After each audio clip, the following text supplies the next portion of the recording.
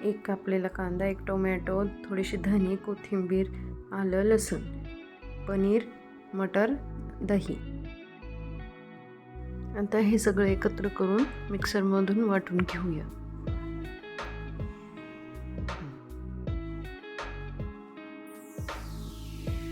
आता वाटण तयार झालेलं आहे. भाजीला फोडणी घालून घेऊया.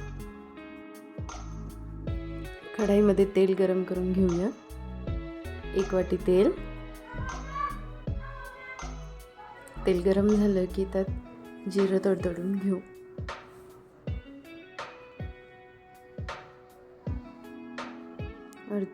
अर्धा चम्मच जिरे, थोडंसं तेजपत्ता, लाल मिर्च पावडर 1 चमचा, थोडीशी हळद.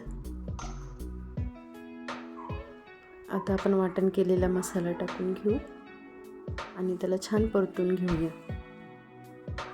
आता त्यात थोडंसं सब्जी मसाला,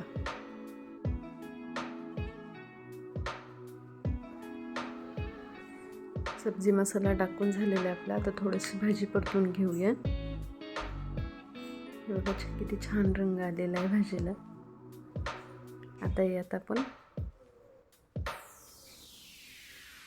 थोडंसं मीठ टाकू चवीनुसार, 2 चमचे दही,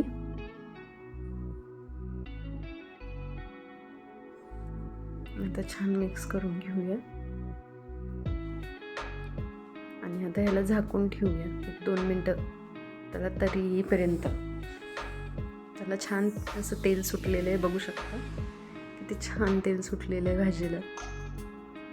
थोडंसं ढवळून घेतलं, थोडीशी कसुरी मेथी, छान परतून घ्या. आता त्यात पनीर टाकून छान मिक्स करा. आणि आता थोडेसे मटार,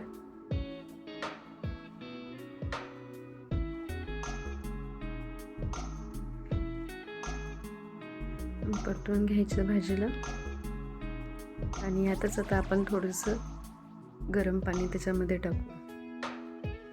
शक्यतो भाजीमध्ये गरम पाणीही वापरायचं, जेणेकरून भाजीला कलर छान राहतो आणि तरीही छान येते.